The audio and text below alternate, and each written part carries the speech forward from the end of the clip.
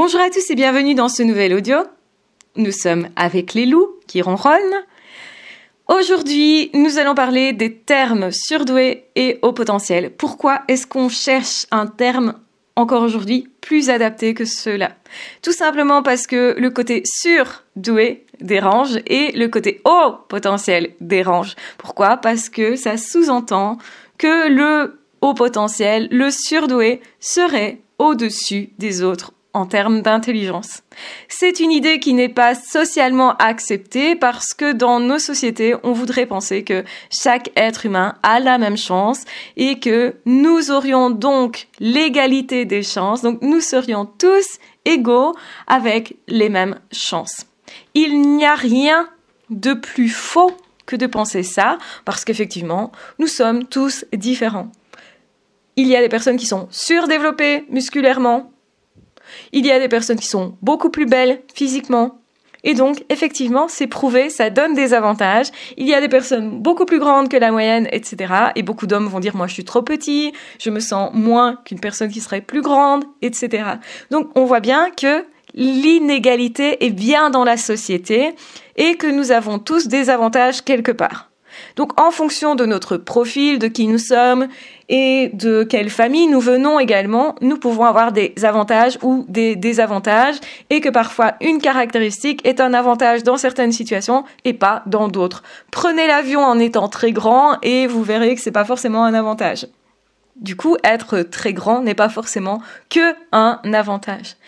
Vous allez me dire, oui, effectivement, mais être très intelligent, c'est forcément un avantage. C'est toujours perçu comme ça. Et du coup, on a tendance à rabaisser les personnes qui se disent surdouées, qui osent dire qu'ils sont au potentiel. Déjà, rien que le terme haut potentiel fait prétentieux et souvent dérange les personnes qui fonctionnent comme ça. Parce qu'ils savent que ce n'est pas que ça, qu'il y a effectivement des avantages à être surdoué, avoir un cerveau qui fonctionne effectivement très bien, mais parfois, justement, c'est pour ça qu'on est plus coupé de nos émotions, qu'on a plus du mal peut-être aussi à rentrer dans l'action, que l'on peut en même temps avoir des troubles de l'attention, donc, ou être hyperactif, ou avoir des 10. Donc, est-ce que c'est tellement un avantage? Eh bien, ça dépend des personnes, ça dépend de ce qu'on en fait, ça dépend de comment on l'accepte ou pas, et effectivement, ça pourrait être un avantage, encore faut-il pouvoir en faire un avantage justement. Et donc c'est un petit peu comme pour tout.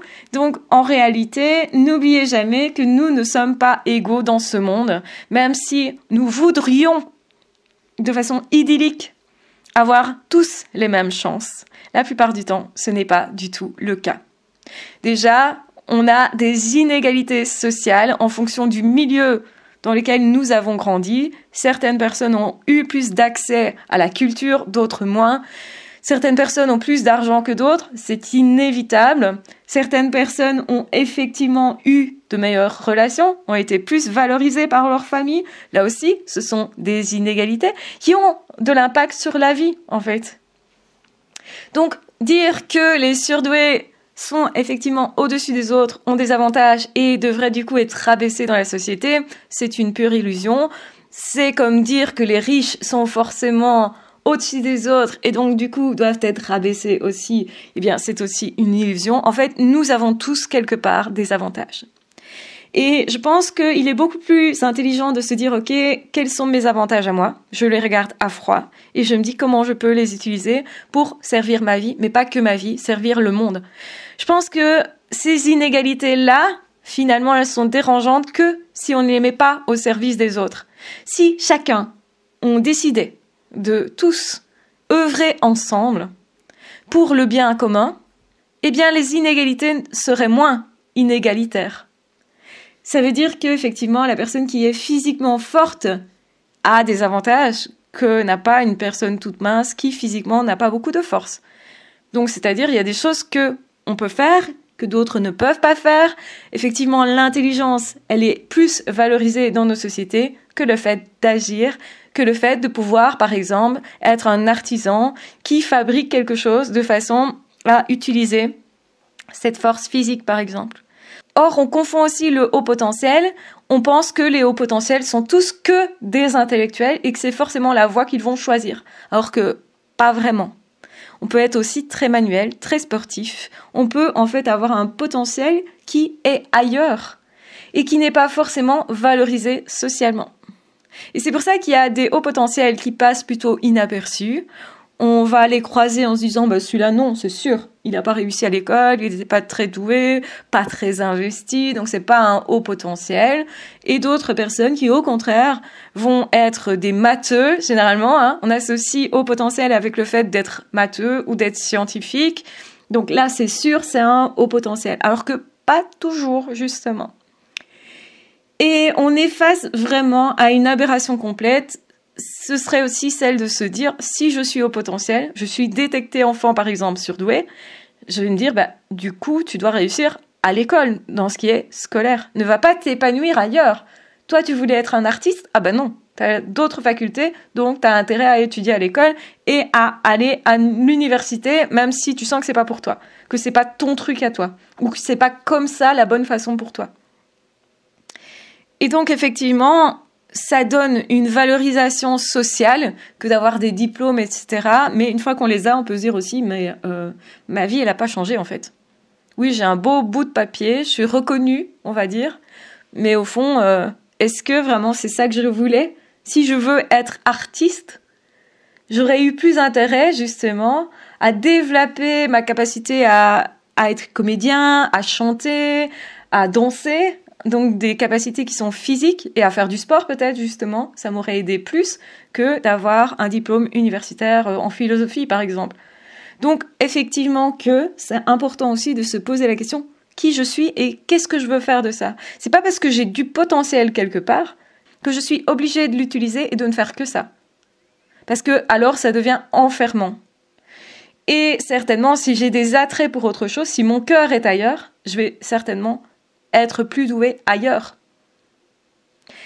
Et donc, il y a une grosse confusion aussi, une grosse illusion par rapport à ces termes-là, qui donnerait l'illusion que quand tu es au potentiel, tu vas réussir tout et n'importe quoi. Surtout ce qui est scolaire, en fait. Alors que c'est pas forcément ce que tu veux faire, que c'est pas pour ça que tu as la science infuse, et que c'est pas non plus pour ça que tout ce que tu vas faire sera intelligent. Tu peux être intelligent, mais tu peux aussi ne pas l'être, en fait. Et je pense que c'est important de s'autoriser à se dire, ok, on est tous différents. Et dans ce monde, nous avons tous des avantages différents. Et donc, c'est un petit peu ridicule d'être jaloux du haut potentiel. Dès qu'on affirme être haut potentiel, certains vont dire, ah mais non, ce que tu dis, c'est forcément pas intelligent. Alors que, si vous ne dites pas que vous êtes haut potentiel, l'autre va dire, ah ben c'est intéressant ce que tu exposes comme idée. Mais rien que le fait de dire « Ah, je suis au potentiel », l'autre se sent moins. Et c'est là qu'il y a un problème. Il y a un problème d'ego. Il n'y a pas un problème de capacité des autres. Il y a un problème d'ego plus qu'autre chose. Un manque de confiance en soi, en fait. Et la plupart des gens n'ont pas confiance en eux. Et particulièrement par rapport à l'intelligence. Pourquoi? Certainement parce que nous avons tous été corrigés à l'école. Peut-être humiliés d'avoir raté ou pas compris quelque chose. Et ça, c'est pas normal. On n'est pas obligé de comprendre tout du premier coup non plus. Ça n'empêche pas qu'on puisse être intelligent et ne pas avoir été concentré ce jour-là à l'école, et donc ne pas avoir capté quelque chose, et du coup avoir eu des mauvaises notes, et du coup avoir trouvé ça humiliant. Et du coup, quand on voit quelqu'un qui sait quelque chose, qui expose une théorie, ou qui dit « ben voilà, j'ai des compétences en fait », on se sent plus facilement démuni.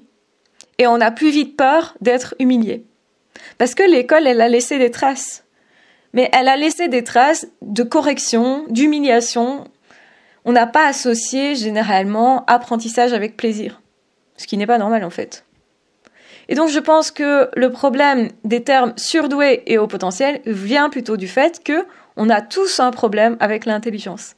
Et même les personnes qui sont haut potentiel vont se dire « Ouh, je vais peut-être pas le dire parce que si je parais pas si intelligent que ça, on va pas croire que je le suis, alors que je sais que je le suis, mais voilà, ça a été prouvé, etc. J'ai fait des tests, j'ai été reçue par plusieurs personnes, je m'intègre toujours dans les groupes de HP, comme par hasard, donc ça prouve quand même que je fonctionne comme ça, mais je préfère ne pas le dire, parce que les gens ne comprennent pas que c'est un fonctionnement, une autre façon de réfléchir et de penser, et pas forcément le fait d'être au-dessus, d'être plus doué, d'être plus rapide, toujours.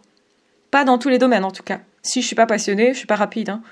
Je peux même être lent, je peux même justement avoir des dystes qui m'empêchent d'avancer, ou des problèmes affectif. Et là, comme je suis impactée par mes émotions, je ne vais pas être productif à ce moment-là, en tout cas. Donc, effectivement, c'est compliqué d'être au potentiel et de se dire au potentiel. Comme c'est compliqué de se dire plus riche que la moyenne. Il y a évidemment un tabou sur l'intelligence et il y a aussi un tabou sur l'argent. Mais pourquoi est-ce qu'il n'y a pas un tabou sur la beauté? Ah non, être plus beau que la moyenne, ça c'est chouette par contre. C'est valorisé socialement. Donc ça montre que nous avons un problème avec l'intelligence ou avec l'argent. Parce que nous sommes dans des sociétés où il ne faut pas trop se vanter quand même. Tu peux être beau, ça se voit, tu n'as pas besoin de le dire, mais si tu le dis par contre, tu te vantes, c'est pas très bien. Donc, ne dis pas que tu es au potentiel, autrement dit, cache-le. Alors qu'en fait, ça veut dire simplement, j'ai des pensées originales, décalées, en dehors de la boîte. J'associe des choses entre elles que les autres ne voient pas. Donc oui, je suis différent. Et on va voir cette différence. Et moi, je suis obligée de l'accepter, ma différence, parce que sinon, je ne saurais pas m'insérer socialement, justement. Et je ne saurais pas non plus mettre à profit ma différence au profit du groupe. Donc, quelque part, on est dans une impasse. On ne peut pas dire qu'on est au potentiel. Si on le dit, on se sent comme la personne qui va devoir prouver qu'il l'est par des idées vraiment originales, alors que ce jour-là, on est peut-être fatigué, on n'a pas envie. Et c'est OK aussi de ne pas sortir des trucs intéressants. C'est OK de faire des erreurs aussi. Donc oui, à certains moments, on est fatigué, et oui, à certains moments, on peut faire des erreurs dans les mots utilisés, parce que c'était spontané, ce qu'on a dit était spontané. Moi, je n'écris jamais aucune vidéo, aucune. Et ça, c'est déjà différent des personnes qui ont besoin d'écrire, d'avoir un texte, etc., parce qu'ils ne savent pas comment faire, comment structurer, etc. Moi, ça se fait tout seul. Donc, autrement dit, effectivement, c'est une façon de fonctionner qui est différente. On peut être doué dans certains domaines et pas dans d'autres. Et l'intelligence, elle est partout. Une intelligence manuelle est une intelligence. Une intelligence artistique est une intelligence. Une intelligence relationnelle est une intelligence. Une intelligence pour gérer mes émotions à moi, c'est une intelligence. Donc, il faut arrêter de penser que l'intelligence n'est que scolaire et que au niveau mental. Notre mental dans la société prend vraiment beaucoup de place, au point que on ne sait plus se raccorder à son cœur et à ses besoins. Donc, en fait, on n'est plus entier. C'est comme si notre corps ne servait qu'à porter notre cerveau. Alors qu'en fait, il est bien plus que ça. Donc, effectivement, c'est important d'avoir une intelligence qui fonctionne très bien, de savoir la reconnaître, qu'elle soit au service de notre cœur, en fait, mais aussi de nos besoins. Et ce n'est qu'en alignant les trois que l'on va devenir un surdoué épanoui, et surtout qu'on va devenir un être humain épanoui. Peu importe qui nous sommes finalement et comment on fonctionne, ce qui est important, c'est de savoir fonctionner en société et de savoir aussi accueillir les autres formes d'intelligence que l'on a nous aussi. On peut être très manuel et ne pas du tout avoir envie d'être dans un bouquin. Donc, regardez là où c'est votre truc et regardez comment vous pouvez créer votre vie et plus de vie pour les autres aussi, parce que je pense qu'on a encore plus d'énergie, encore plus justement de joie quand on est dans le partage, quand on est dans l'échange et l'échange d'aptitudes différentes. Et vous aurez toujours en face de vous quelqu'un qui a quelque chose en plus que vous. Et donc, arrêtons de dire « Ah, celui-là, il a quelque chose en plus ». Parce qu'on l'a tous en fait. On a tous quelque chose en plus que les autres. On a tous une aptitude particulière. On a tous quelque chose de particulier en nous qui fait qu'effectivement, on peut le partager, on peut l'échanger, mais seulement si on a aussi une capacité relationnelle. Si on a aussi une capacité de partage, d'empathie, d'amour, d'échange. Parce que cette capacité-là, elle peut aussi se développer. Penser qu'on est doué de naissance n'est pas exact. Parce qu'on a aussi acquis pas mal de chances au cours de notre vie. On a aussi acquis, en fait, des aptitudes. Et beaucoup de personnes vont dire c'est de la chance, justement. Donc, voyez la subtilité du truc. Donc non, on n'est pas beau par chance. Généralement, on passe du temps pour ça. Non, on n'est pas musclé par chance. On passe du temps pour ça. Non, on n'est pas intelligent par chance. On a aussi passé du temps pour ça. On a développé des capacités. On a développé des connaissances. on n'a pas juste un potentiel, encore faut-il le développer. Et oui, il y a des personnes qui sont plus aptes que d'autres dans certains domaines, mais ces potentiels-là se travaillent. Donc nous avons tous des potentiels, même si certaines personnes vont clairement avoir des potentiels précis dans certains domaines. N'oublions pas que malgré tout, nous avons tous des possibles que d'autres n'ont pas. Et je pense que c'est très important de mettre le doigt dessus et de se dire, ok, qu'est-ce que je fais de ça? Parce que ça, c'est mon chemin et ce que je décide. Et je ne suis pas obligée de l'utiliser. Je ne suis pas obligée non plus. Laissons-nous libres d'être qui nous souhaitons devenir, tout simplement. Je vous embrasse bien fort, je vous aime très fort, prenez bien soin de vous. Et dans tous les cas, on se retrouvera très vite dans d'autres audios ou dans d'autres vidéos. Ciao, bye bye!